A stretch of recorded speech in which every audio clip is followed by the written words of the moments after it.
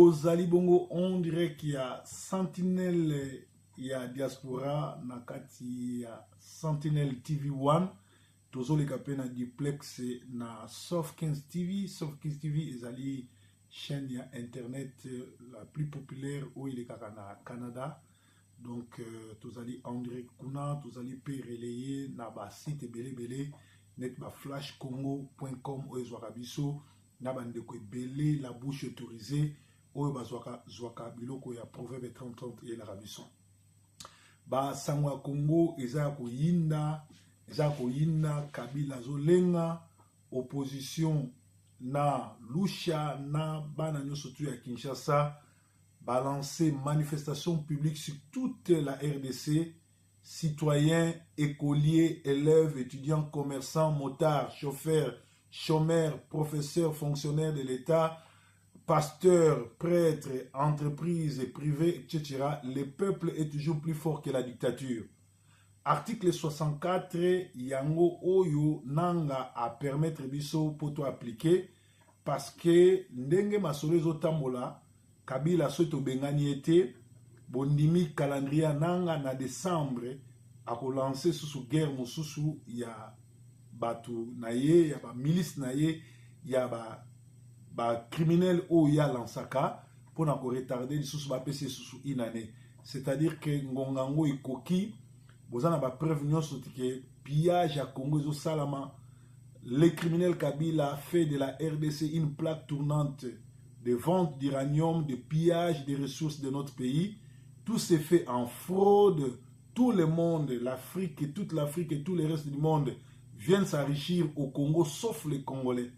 Monde entier, bazoa ko s'enrichir na Congo, mais bana mboka, bakolo Congo, bakolo mabele, bazo kufa na nzala. Alors, ezali mawa mingi, likambo futo tiango fin, yango balusha na opposition, balobi, Bangonyo surtout, balobi Kabila et son régime doivent partir pour donner la chance à la reconstruction de la RDC. Obstacle na Congo s'appelle Kabila, s'appelle Olengankoi, s'appelle Chibala, s'appelle tous ces aventuriers de criminels qui soutiennent un aventurier, un criminel rwandais, Oyo Aya, Kozwa Minduki, Kobotola Mboka Nabiso. Donc, Kabila, normalement pour Nangaï, soulèvement populaire, et c'est important, article 64, mais Kabila a kolongwaka na Minduki, a Minduki, a kolongwa na Minduki. Alors, peuple azali plus fort que la dictature. Et tikali biso ba Congolais, to la Kisango, et koza malam to sengi na bana nyon sotu à Congo, na ba koko na biso, na ba leki na biso, na ba na biso. Bobima ebele le 15 partout bozali na monde le 15 novembre Bobima ebele. D'ailleurs bana Goma balobi bana Kinshasa soki bobengani Kabila te sika o ba institution ezalaka botika kolela parce que bino moko bolingi eza bongo. Kabila a respecté ba Congolais te, Kabila za na mandat te, Kabila c'est pas un Congolais, a infiltré armée na biso pe a kotisa ba Rwandais na mboka na biso. Bah, les documentaires, ils ont ébélé dans la dirigé et occupé par des Rwandais et Sengeli Tobengana Bango. Donc, ils ont Basango, ils ont alimenté Congo. Alors, Keba, mercredi 15 novembre, Ekoinda, papa, maman, Ndeko, moi, si peu mobali, moi, la classe étudiant, fonctionnaire, chauffeur, coopérant, maman, Azando, P, Basali, Nyonso, il y a Nzambe ya lokutana solo banganga bamiyibi bandoki ba telema po to bengana Kabila mokolo mercredi le 15-11-2017 biso nyonso toko telema na kanda pona kolakisa Kabila ete mbala oyo ekoki pe eleki mingi Kabila akende lokuta na ye esuki. Congo eza ba Congolais eza ba Rwandais te, mwana mboka Congo telema. Alors, ce soir, que Bruno Chibala à la porte de sortie. Jamais un premier ministre n'a été aussi incompétent que Chibala. C'est Mata Tampogno qui fait tout le boulot à sa place. Écrit par le potentiel du 13 novembre 2017. Premier ministre Bruno Tshibala est entendu de pied ferme à la chambre basse du Parlement,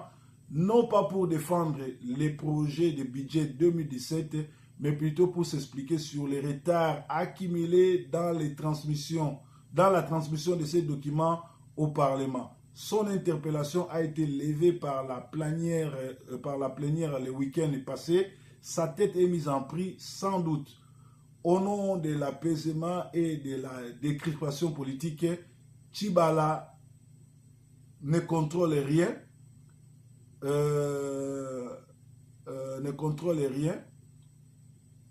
et doit être chassé. La terre est en train de se dérober sous les pieds du Premier ministre Bruno Tshibala, Kolabo, qui ne contrôle rien, et c'est l'Assemblée nationale qui se joue, qui va jouer l'avenir de celui qui a succédé à Sami Badibanga, un autre Kolabo, de l'avenue Roi Baudouin dans la commune de Gombe. La semaine dernière, l'Assemblée nationale a, après échéance à huis clos, levé l'option sur l'interpellation de Bruno Tshibala en rapport avec les retards qu'il a été transmis. Donc, au dossier où Tshibala a contrôlé au mon côté, il faut ba benganae. Alors, là, ba bengana Tshibala ba olu kasko sani. Bazo lukana tout prix basimi sa Félix Tshisekedi tout chez ba pesaye primature pour ba funda qui a échoué pe ba limogé. Alors, Félix Tshisekedi, Sokoza Kolabo, Ndimana yo, comme premier ministre Kabila, mais ce qui, on comprend que comme président Congo prochainement,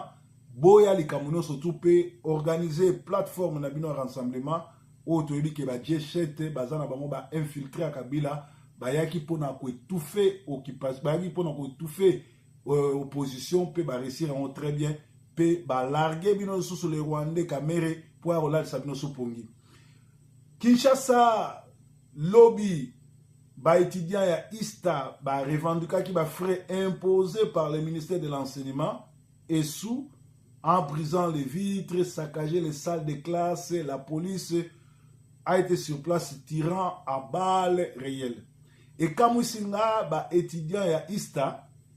tout ça ba ingénieur, ba fabriquer ka minduki, ba fabriquer makambe belé, ba ko mekape mo ba missile na bango kuna so ba sangani na ba étudiant campus. Ba yibi élection, ba changer date ya élection, au lieu ba tomboka po nango parce que problème ezo bloqué bango ba étudier bien té. Ba futa bango ba bourse té po ba Rwandais ba zwa nationalité congolaise na muyiba pe sa bango bourse. Au lieu ba bima ba bengana Kabila bango bazo se soulever likolo ya syllabis.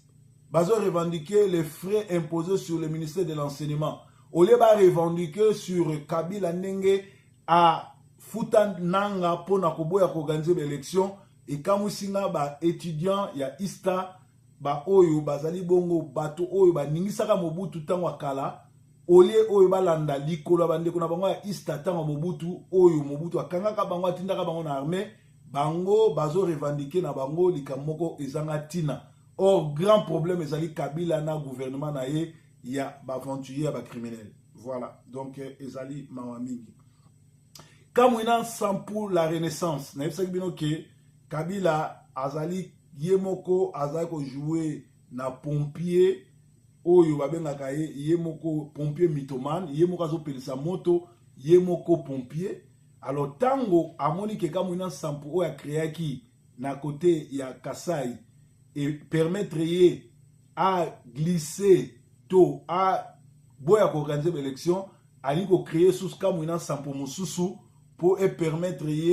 à tia trouble pour na distraire batu basa la soulèvement populaire te balo bagetoza na état de guerre pe azoluka sikoyo ye na rubero ba lancer état d'urgence pour en réalité boule na bango suka na bango ezali ko balkaniser mboka oyo ça fait 20 ans bazo ko kate côté à est soki bongo bana ya mai bazalaki te mbembo ke se kenda. Félicitations à ba congolais ya mai na musala nso bosali nzambe akopambola bino soki ba congolais ya solo armée na biso bana oyo bazwa formation na kati ya Mobutu na période ya Mobutu bazalaki ba commando ya solo mais basi ba se découdre na Kabila mais tomoni na est ya Congo baza na milice na bango o bazo bunda pona ko batela mboka po Congo ita moko mais na Kinshasa bato bazo langwa bazo bina babosali même que mboka za occupé parce que ba largué bino ba faux journaliste o ba le kakana ba to komi wapi po ba lali sabino pongi po ba ko sabino ke mboka ezo kipete et pourtant bango bazo tonga bazo voyager baza na ba passeport diplomatique pe bino batu nyonso boyambaka Eliezer partout boluka un vrai pasteur a délivré bino parce que ça saute aux yeux que Eliezer azali ko ça la partie ya Kabila parce que avoir jarana mwasi ya Kabila a critiqué Kabila na temps oyo batu lokola ba Frank Diomi lokola ba Diomi Ndongala bazo ko coupir na prison ye ba kangaka ete ye ba lukaka ba boma ye me batikala jamais ko kangaye mais avoir jaka pe abimaka na kimia azonga na kimia alors faut la sans esprit bat esprit moke ndenge Alex Ferguson azaki entraîneur à Manchester United azawi sa supporter à City small people with small mentality bato mike na mentalité mike pour comprendre que ndeko wana azali bongo aventurier na Manchester to na Londres na Angleterre vidéo moko ebimi ils ont prouvé que Proverbe 30-30 à Lobaka Solo aza inspiré aza moko ba grand pasteur o nzamba lobela na mboka oyo tango alobaki ke ba pasteur ebele bazot salela gege baza ba sataniste lelo o bango mo ba misi preuve ndenge nini bazo signer contrat na franc-maçon ndenge nini bazo ba kisi po na gege e banda kosalisa bango ba miracle wana ezali kaka na finalité moko ko bena ba mbongo ko bimana basi ya bato parce que bato wana depuis kala bazana bango na nguya te mais mindele baye ko latsa bango sultana bondoki bapesi bango pouvoir maléfique oyo et Bible zoloba na Matthieu 7 21 à 24 alobi mingi bakosala ba miracle na kombo nanga mais na kobenga na bango po ba miracle wana basalaki ezalaki ya gege bomoni bango bino moko ba mibenga ka pakuru ba mibenga ka ba pasteur nzoka baza ba docteur en sorcellerie bomoni ba sultan balati ba bimisi yango ezana ba YouTube bondi mangai soki bozolanda ba pasteur a bongo ba omema bino na lifelo pe bazoteka kisi pe bondoki na ba am na bino koteka ngo lokola na wenze en tout cas soki boyoki ngate mingi bakokota lola na Bible na ba mingi bakokota lifelo na Bible na maboko vraiment wana toyokani alors basango toujours à Congo bazoyebisa biso ke awa mususu yali que na basango kaka Congo bayebisi biso na yebisa bino ke tozali en direct ya Soft 15 TV esika bolandaka basango nyonso tu ya Congo do basango ya Congo ezoyakisa biso ke MONUSCO mission nango MONUSCO do eza mission ya Nations Unies na Congo eya nango mpona kodémembre RDC mindele tozobunda na Kabila te Kabila aza na ye un envoyé mwana mitinda ba vrai bato eza communauté internationale ezali bongo bango bato bafuti ba Rwandais ba criminel baya koboma na place na bango po susi na bango yali baboma ba Congolais ba démembre Congo c'est-à-dire ba kata Congo mike ndenge bakata Somalie ndenge bakata Soudan mais babosani ki wana ezali volonté na bango volonté ya Nzambe eza bongo te po Congo ezali mboka bilaka Congo ezali peuple ya Nzambe esika ba vrai juif bazali Nzambe ya lola akosukisa bango pe ndenge bayaki na nzela moko bakopakata na nzela sambo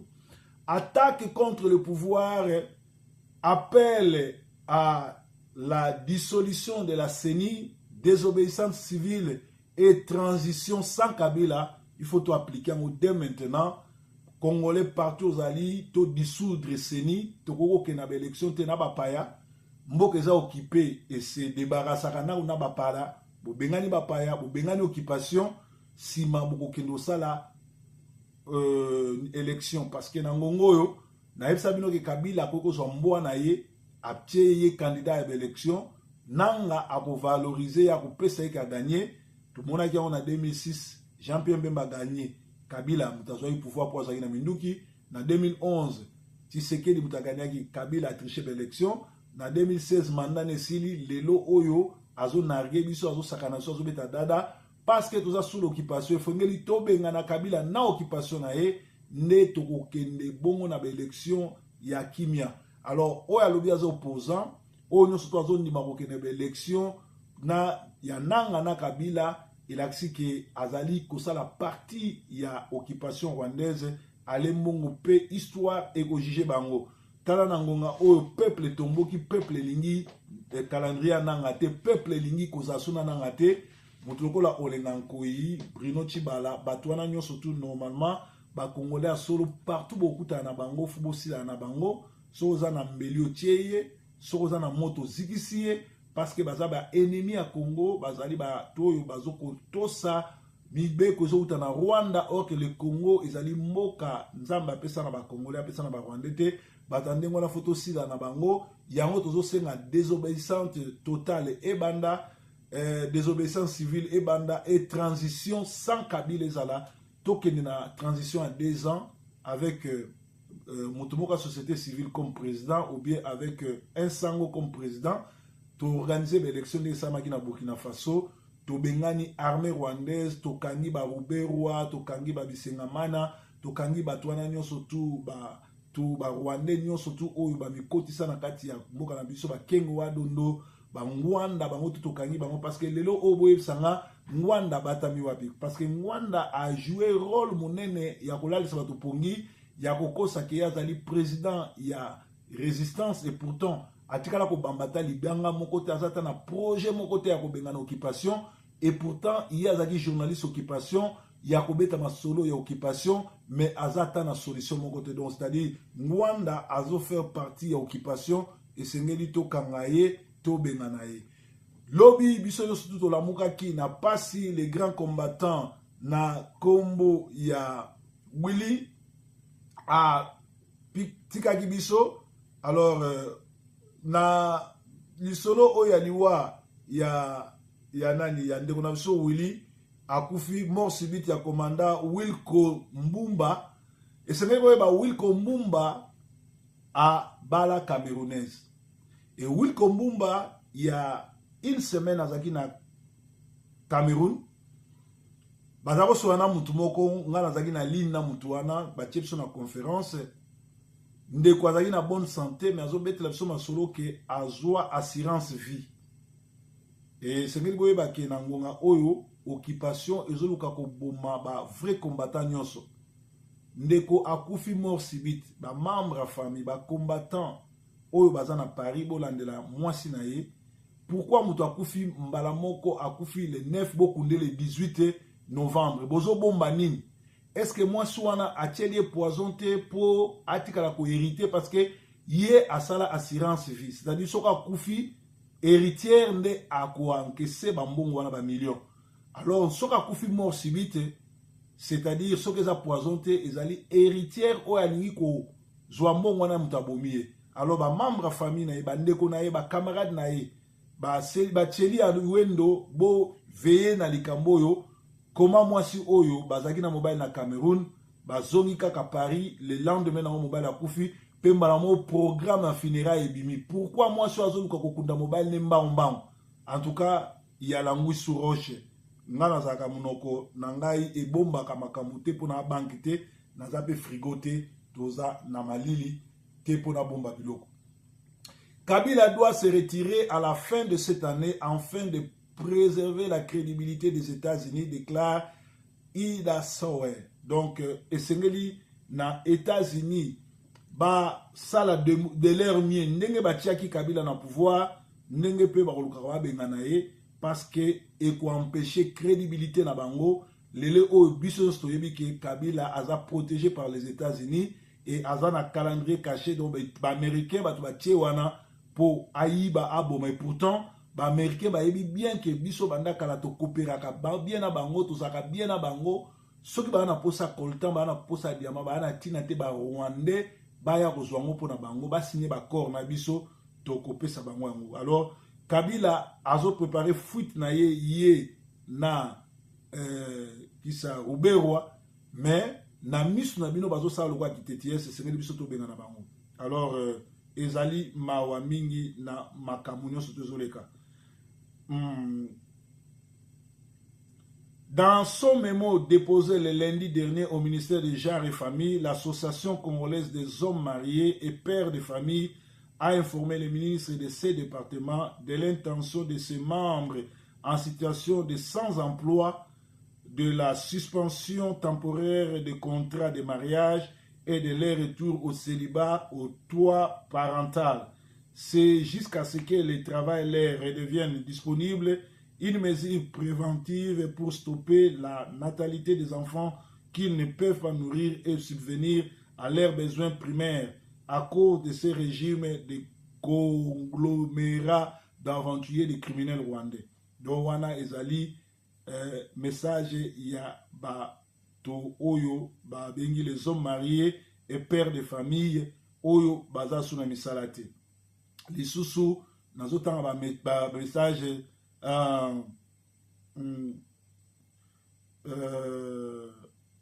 nazotanga message oyo batindeli nga parce que nayelingi funa tango la diffusion du 13-11-2017, bien qu'aujourd'hui nous sommes le 14-11. Alors, peuple congolais et congolaises, RDC, bah, élection et les kakanajier, tina septembre et non à décembre. Période y a ba fête. Les dictateurs sont malins. Pourquoi les élections en RDC sont fixées en décembre? Toujours les mois de fête. Pour qu'en cas de marche et de protestation, celle-ci ne dure pas. Avec souci de bien fêter. Pourquoi le peuple ne combat-il pas pour que les élections soient dans la période de juin et juillet de l'année? Pendant les grandes vacances en RDC, vous avez le pouvoir de changer les mois pour les élections. Personne ne peut accepter de fêter avec des ordres. Voilà là où la dictature se croit être plus malin que les autres. Comment pouvez-vous poser et comment pouvez-vous passer janvier jusqu'à novembre pour voter en décembre? Députés, journalistes, opposants, étudiants, fonctionnaires, combattants, lutter pour chasser Kabila et obtenir des élections au mois de juin. Grandes vacances, s'il vous plaît, partagez cette pensée à tout Congolais pour la conscience et faites des émissions sur ça. Merci à tous. Monsieur Laurent Gauche, ami des pauvres Congolais. Donc, voilà, natangi message botindela oyo ezali ba breaking news. Donc, tolobaki ete basangwa Congo esengeli na biso tobengana Kabila na occupation na ye. Après nde tozala na élection malamu pe peuple congolais balobi le 15, donc mercredi lobby tobima ebele po na ko manifester te mais po na ko bengana Kabila. Il y aura des morts. Tokokufa po tokufi ebele, mais il faut stopper Kabila po aboma soute. Parce que soto tikiye akoboma biso pe akokontinua akoboma biso ekozala mabe mingi. Donc oyo ezali basango oyo ezalaki dans pokwa lelo na journal lelo, donc ezali ndenge wana. Basango ya Angleterre tolobi ete batindeli nga message ababi Paul était un artisan, Pierre était pêcheur, Mahomet était un commerçant et Jésus était charpentier. Si votre pasteur n'a pas de travail, c'est un voleur, quittez cette église. Alors, si vous pouvez sous awa branco logistique a quitté si prix, il y a carton, il y a mituka, il y a biloko, il y a kofrete na Kinshasa, bateau na ye a suka ezolongwa le 17 novembre pour accoster na boma bango biloko bimamba na Kinshasa na Kasavu le 10 décembre. Ce que vous avez intéressé partout en Angleterre au niveau de loko, benga branco logistique na 074 26 35 34 33 ou benga na numéro na nga na ko passer bino directement pa na bango pour na kotika biloko na bango. Donc tolobaki ete soki pasteur na bino asala ka musala te po Yesu azako sala ba apôtre bazali ko sala, Paul azali ko sala ba tante longwa na église wana parce que pasteur wana za manipulateur. Pe tolobaki ete peuple congolais tobima vraiment ebele les 13 lobby pour na ko bengana Kabila peto olenganko chibala batwala nyo surtout partout beaucoup na bango ba mova sakani bazali bongo ba personne photo sila na bango soko za na mbeli ozala nyoso ko bangelo côté tiaye parce que c'est ennemi à Congo. Breaking news basangwa Congo Yesu za nkolo to mona nso lobby. Bye bye for now.